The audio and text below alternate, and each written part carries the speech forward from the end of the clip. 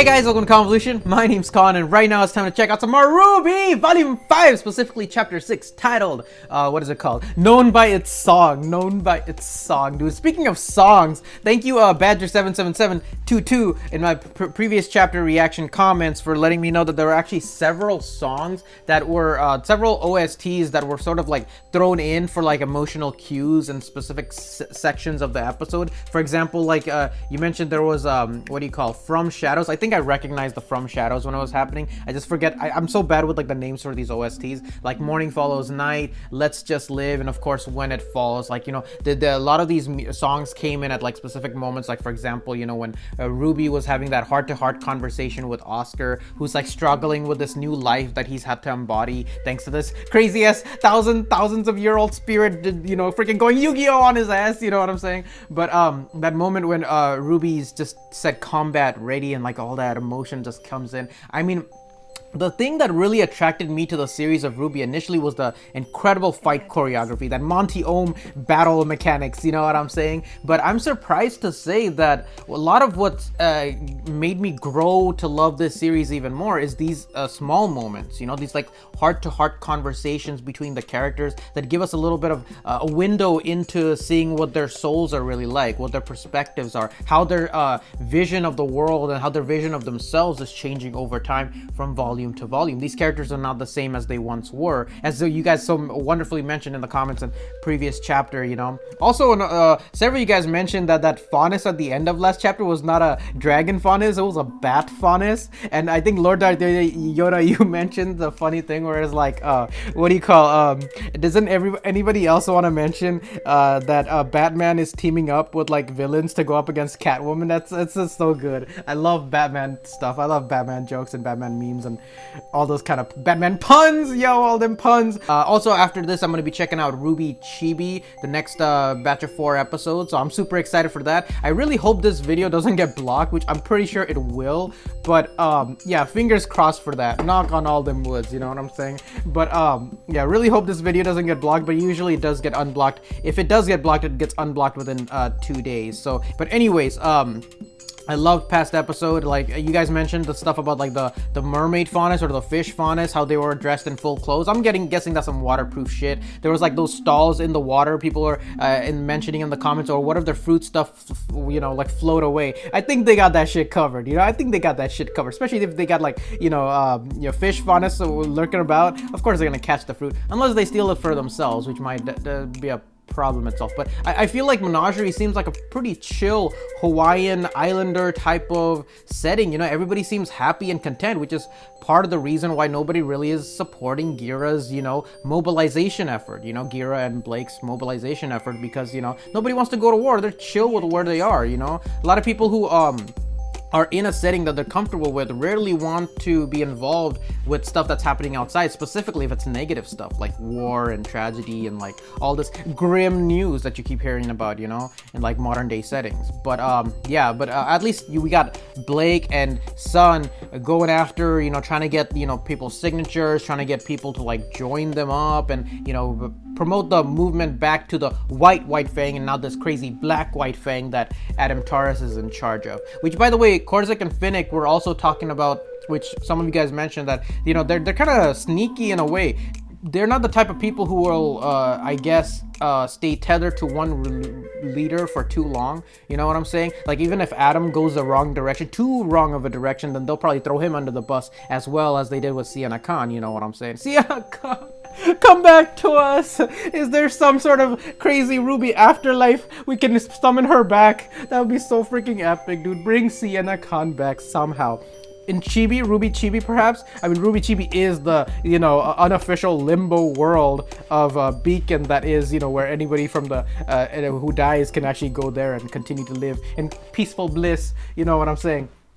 But man, I'm rambling on. This is before this episode reaction, huh, guys? Sorry about that. But yeah, there's a whole lot of stuff that I really enjoyed, specifically about, you know, Rwby and Oscar. I love Oscar. Oscar is definitely one of my favorite male characters, if not the most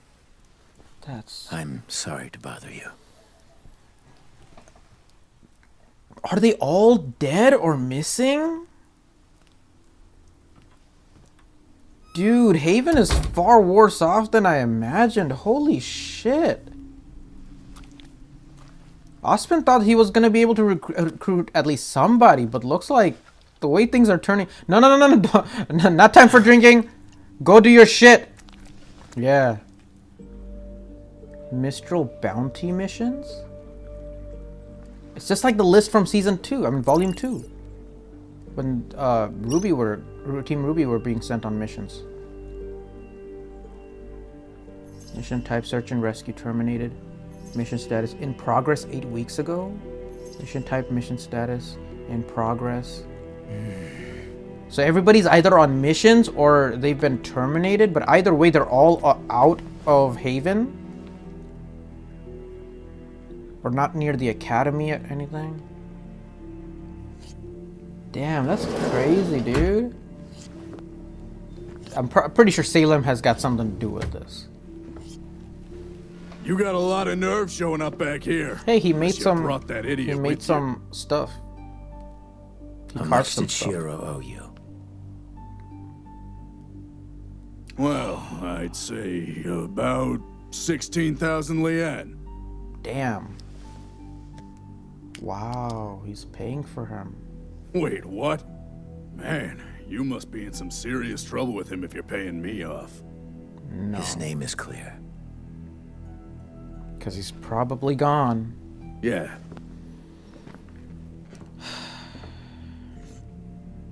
Huntsman's honor. That idiot. See, even he feels it. No Faunus? I didn't see that last time. Wow. Oh, here we go! Let's go! Time for Ravine stories, bedtime stories time. You can wait outside. Thank you. Damn, she's got the spring maiden pouring her tea, bruh. So, what's the truth? Yes, tell us, Mom. It's better when it's hot. You know, you're really obnoxious. The truth is that truth is hard to come by. A story of victory for one person is a story of defeat for someone else. This is true. By now, your uncle has surely told Rwby and her friends plenty of stories. Well, he's never given me a reason to doubt him before. That doesn't right. mean those reasons don't exist. Ooh. You know, you and your teammates might as well be the poster children for the Huntsman Academies. You're They kind of are. military, but you all enrolled to try and make the world a better place. It's adorable. It's what huntsmen and huntresses do. Yeah. Not all of them. Some people are just in it for the money and the fame, but there's even more that are just looking to grow stronger. Okay. Your Uncle Qrow and I didn't attend Beacon to become huntsmen. We did it to learn how to kill huntsmen. Oh shit! What? Huh? Dad and Nani? Uncle left that part out, Aside from the Grim, huntsmen were the only ones capable of ruining our raids and hunting us down. Oh. Our tribe needed a counterforce. Interesting. And Qrow and I were the perfect age. The entrance exams were child's play compared to what we'd already been through. We were good. So good that we caught the attention of Beacon's very own headmaster, Professor Ozpin. I bet Even they after we did. were put on a team, I could tell he was keeping his eye on us. Back then, I thought it was because he knew. But it was Team Stark he was interested in. What do you mean by that? Constant attention, extra training missions, turning a blind eye whenever we happened to break the rules and get into more trouble than we should have. Just like Team Rwby. Familiar? Yep. What's your point? How much do you know about Professor Ozpin? About his past? Nothing actually. He was a prodigy, one of the youngest headmasters to be appointed to a school. Because that's how he planned it. Because the man you know as Ozpin designed those schools and has followers inside every academy on Remnant that are loyal to him and no one else. A vast network. That doesn't make any sense. How could he have... No. Why would someone even do that? Because No. Old Man Oz has a great and terrible secret. One Tell that us! spread fear across the world. One that he eventually entrusted to our team. And once I knew, there was no going back. I needed to know more. But with every new discovery I made, Tell the more us! horrifying the world became. Okay, then tell us. Yes. What's the big secret? Yes. What's so crazy that the rest of us don't know? Yes. The creatures of Grimm have a master named Salem. We Can't all be didn't know stopped, that. She can't be reasoned with, and she will not rest until humanity crumbles at her feet. Well, they don't know that actually. What? You know, you two haven't even touched your tea. Excuse me. Why should we believe any of this? Now you're catching on. So far, you've done nothing but accept what others tell you. But you need to question everything. Damn. Mom versus daughter. Otherwise, you'll end up just as blind as Qrow. Ooh. Oh, calm A down. fool of a father. Oh! Spoke too much, mama. You're gonna get a spanking. Don't you dare talk about my family like that! You need to calm down. Oh, look at her weapon! Please. Listen to your friend, Yang. Your teammates never let you down before. Looks You like don't a know the gun first thing chakra. about my teammates! About me! You were never there! You left us! Oh, damn. Here comes the emotions. Why? I know more than you realize. Not just about you, and not just what I've been told, but things I've seen with my own eyes. I know the Grimm have a leader. I know people who can come back from the dead. I know that magic is real, Oh, shit. and I can prove it. They know none of this shit. Wait, how is he gonna prove magic? You said Ty told you all about my semblance. Damn, that weapon looks cool. It's like a chakram gun. Well, I doubt he ever told you what Oz did to my brother and me. Huh? What is this? Go see for yourself. Wait, I don't like this. What's happening? Go see what? Mom?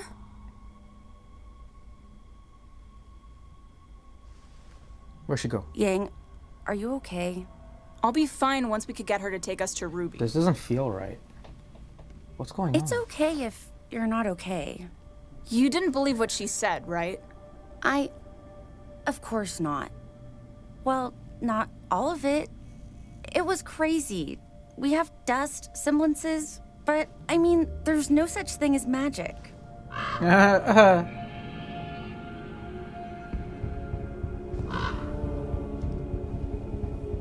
A raven? I've seen that bird before. Maybe it belongs to your mom? Wait.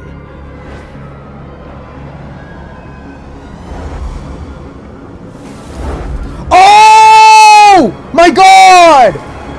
Yo! Holy crap, they can both do it! Raven, Qrow! How did you do that? Magic! Well, I could explain it to you. Or you could ask your uncle. Oh, she's opening the gateway. Yo! Go? I'm giving you a choice. All this time! Stay here with me, and I'll answer all of your questions and more. Okay, that's not We fair. can have a fresh start. Go after your Or- sister. You can go back to Qrow and join Ozpin's impossible war against Salem. And meet the Salem. same fate as so many others. Damn. But can you really go back to trusting someone that's kept so much from you? Shit. Get All I get. care about is making sure my sister is safe. Yeah, that's what's up.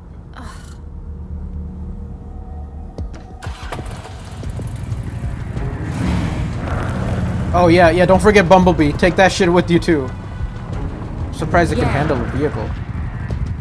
If you side with your uncle, I may not be as kind the next time we meet. Oh, come on. We You don't weren't need kind your this time approval, either. Mom. Yeah!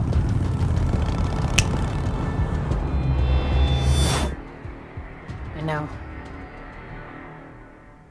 This isn't right. I get 1 or 2 of them, but all of them? Damn, they're all gone. Raven? He noticed. But it's not Ravine. Oh. Yeah! They back. Oh, the reunion is at hand. Hey, they're making lunch or dinner. All right, the first batch is just about done. Awesome! Now we just need Qrow and we'll be all set. Of course. I really think he's going to bring Of course that she's many eating it people. all. This is a lot of food. Yeah, to account for Nora's I don't know. incredible but it sounds like we appetite. can use all the help we can get.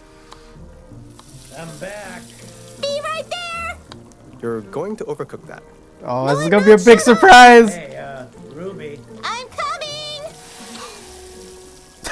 Fine, you take over. This is like a chibi episode. With the cooking, I mean. So, we didn't know how many people were coming, Oh no, so we she's just gonna cooked drop all it. of it. She's gonna drop it. Yep. Ah, big sis. And other sis.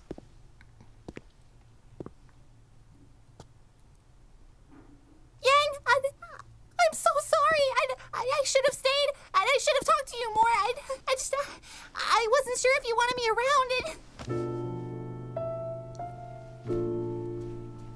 around. Aw, man. Did Yang get taller? I love you. She did. I love you too. Aww. Now go hug Weiss. Oh, the team! Juniper and Rwby always together. Forever. Oh, by the way, this is a new teammate. Weiss. Get in here! Let's go! All we need now is Catwoman, and we team together again. Oh man, oh man! Come on, you go! Everybody join in the hug. You too, Oscar. Come on, man.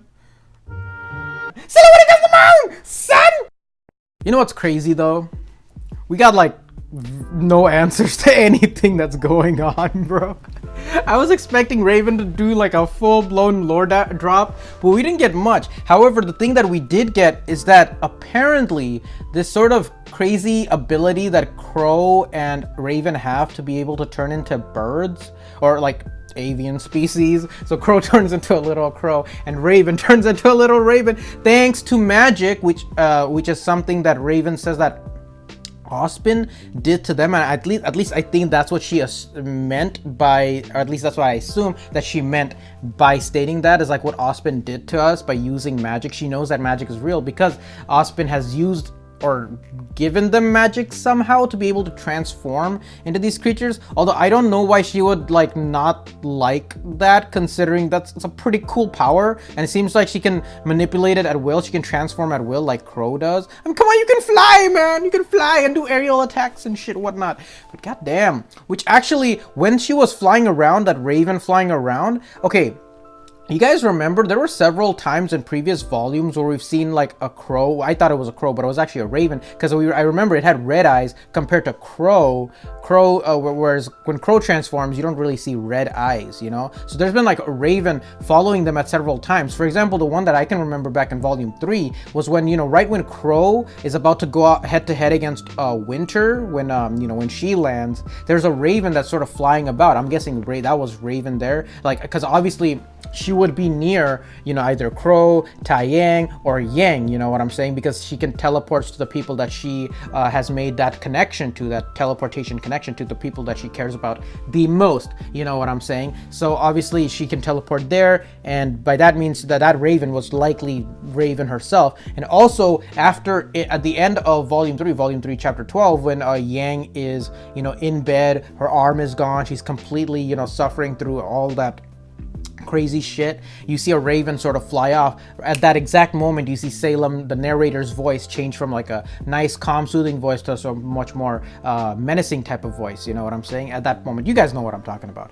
But at that's what I keep thinking about. So we've seen Raven, and I'm pretty sure we've seen Raven at a couple of other times as well. Preferably, I think in Volume 4 as well, several times. Because yeah, so Raven is definitely keeping an eye on various parts. Because I don't know if she's just keeping an eye for the sake of keeping her bandits together. Because that's another thing that we get this episode, is that Qrow and Raven are originally from the bandit group and organization, and they initially joined the Huntsman Academy to learn more about the huntsmen and huntresses in order to be able to take them down for the preservation of their own bandit society. You know what I'm saying? So that's actually pretty crazy. I had no idea that they were like that, because I knew from Volume 4, Chapter 4, when they met at the end, the Raven and Qrow's meeting at the end, that Qrow and Raven, they lived a life of banditry before. I guess I'll call it banditry. But yeah, they were living that life of banditry prior to that. But then something happened in the middle, because they joined Team Stark, right? I don't know exactly the timeline. They formed Team Stark and pretty much became the poster team for Beacon, which is basically what Team Rwby has done. They went on missions. They got extra attention from the headmaster, from specific teachers. The same way we've seen the headmasters and teachers, treat Team Rwby. Specifically in the Mountain Glen chapter, prior to the Mountain Glen chapter, I mean, you see that Team Rwby was not able to get like the higher level missions, but then Ozpin comes in and like sort of tweaks the system a little bit to give them the mission with Dr. Oobleck, which, you know, kind of that Dumbledore kind of thing where, you know, tweaking your rules and, like, you know, finding loopholes for your favorite students and whatnot. So I'm guessing that's what he ultimately did for Team Stark. And I think Raven must have had a completely different life when she was with Team Stark, because obviously she fell in love with Taiyang. She met her brother and her were getting situated in Beacon. I think there was a point when, like, you know, obviously when she was pregnant with Yang, I think she had a point in her life, and this is just pure assumption from my point. So I don't know if any of this, what I'm stating, has been, you know, obviously been stated in future volumes, of course. But I would say that some point in her life, she must have, like, at least thought about going away from the bandits, you know, joining her brother, building this new life. But something must have happened, or I think maybe she learned a bit too much, because she definitely bears an incredible amount of animosity to Ozpin, saying that she doesn't trust him, saying that there's more that he's hiding, that obviously, you know, revealing to Yang and Weiss about the history of the world, or not the history of the world, sorry, just the detail about, you know, Salem, and how, you know, she's the master of the Grim. This is where we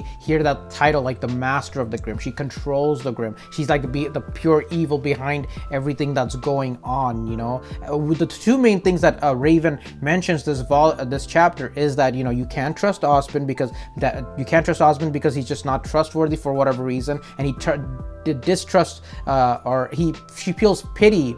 She feels pity for her brother Qrow because that he is blinded by whatever Ozpin has promised him. Which sort of paints, but it very much paints Ozpin as a very negative character, and sort of this sort of elusive character, you know, that he's hiding behind this sort of veil, you know, of like lies or whatnot, which I don't know is the full story, because as she also mentions here, that in every single conflict there's both good and bad. Every character is the hero of their own story, you know. She mentions something along those lines, right, you know, when they're started to drink tea. And so I don't think the story is as simple as the way she's portraying it. I think even Raven knows only part of the story. Whatever she found, or whatever she found out about Ozpin and his previous lives or whatever, you know, I think that's just the tip of the iceberg. I think there's still a lot more information that we don't know about, but she's just going off of that. And whatever that small tidbit of information was enough to deter her away from Ozpin's dogma, basically. But whatever, I'm not sure if Qrow knows the same information, otherwise he would have left too, I'm guessing. Or maybe their mentalities and, you know, are just so different that even if Qrow knew what Raven knows, then maybe he would still stay despite Raven having left.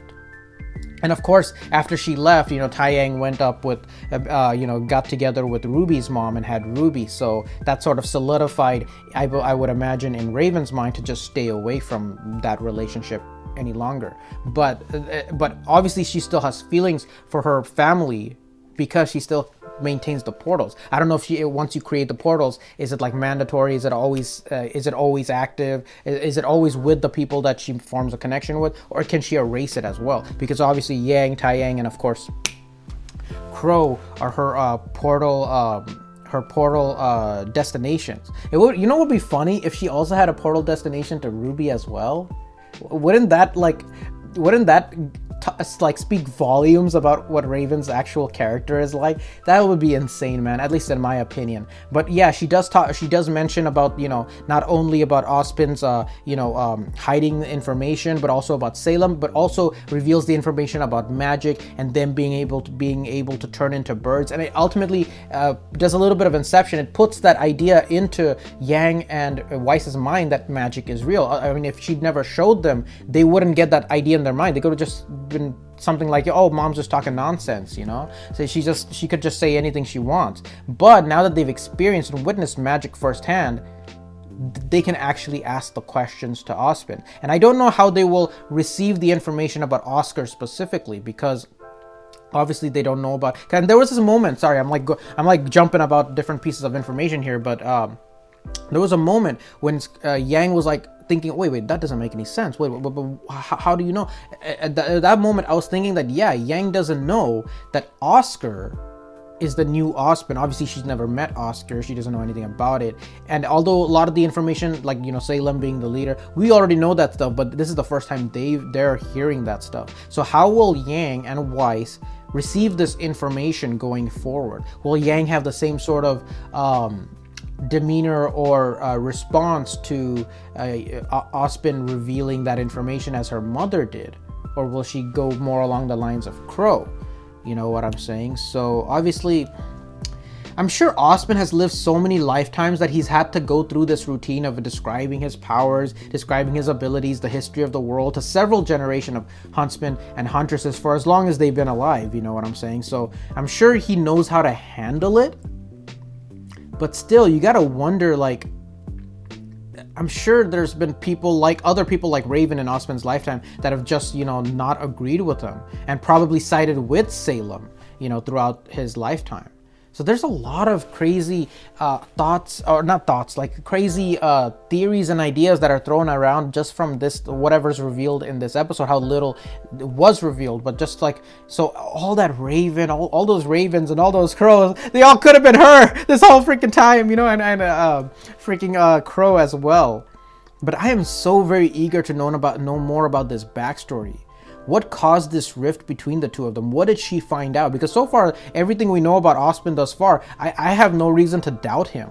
You know, he seems like a cool dude. He seems like he seems like the wizard that was mentioned in the story of the four maidens. You know, that might be the progenitor, proto Ozpin, as I like to call him. He could have given birth to the maidens, like, you know, the power of the maiden. He gave the magic power, like the way he gave the magic power to Qrow and gave the magic power to gave magic to Raven. That's probably what he did to the four maidens. He gave a little bit of his power and gave it to those four girls, and they became the maidens themselves. And that's probably why he was able to devise the strategy to combine the relics with each of the maidens and house them in each of the four different kingdoms and make them sort of the, you know, the guardians of those mystical items, you know, those millennium items, as I like to call them. You know what I'm saying? Sorry, too much of a Yu-Gi-Oh fan over here, or too much of a original Yu-Gi-Oh fan over here. But there's so much good shit in this episode, dude. Did I forget anything, or did I forget to mention anything? You guys please leave down in the comments and share your own thoughts. I'm eager to hear what you guys have to say. But yeah, that's some crazy shit, dude. Ravens, magic, being able to transfer. This definitely expands the concept of what magic is capable of. Because we know Ozpin is magic. Salem is likely using some form of dark magic to control the Grim. I'm guessing that's what it is. Because, I mean, yeah, like the dark magic versus light magic. It has to be dark magic because you got like the Grim are the creation of the god of destruction, or the god of darkness, as some of you guys have put it. So obviously, Salem is sort of manifesting or utilizing the power of the God of Darkness to be able to control the Grimm, something like that. And in vice versa, I would assume that Ozpin is somehow utilizing the God of Light or the God of Creation's power to stay alive.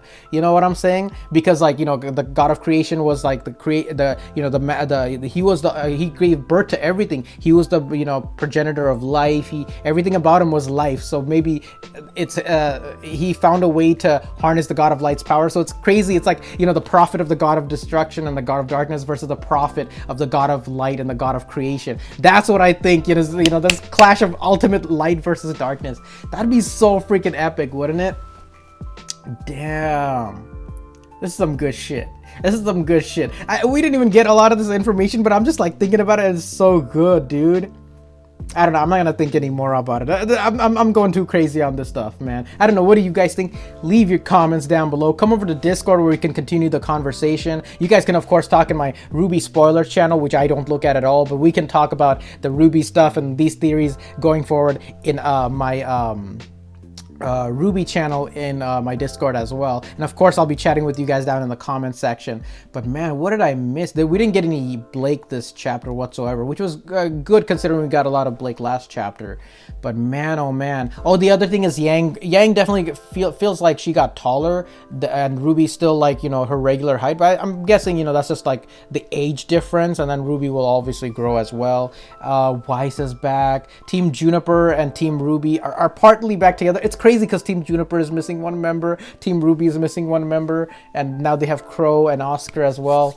Oh, dude, there's so much good shit. I cannot wait for the next episode. Okay, no more. I'm not gonna talk no more. What did you guys think? Leave your comments down below. I'll see you guys later in the next Rwby video that I do, which is gonna be Rwby Chibi episodes. What do you call the next batch of episodes? I forgot where I was, but I'm gonna react to it. Yeah, and then volume 5, chapter 7 after that. So until then, have a wonderful day or a wonderful night wherever you guys are. I hope you guys enjoyed my rambling. I'll see you guys later. Bye. Thank you guys so much for watching, and if you enjoyed this video and would like to see more like it, please subscribe, hit that like button, and feel free to share the video, and I'll see you guys next time.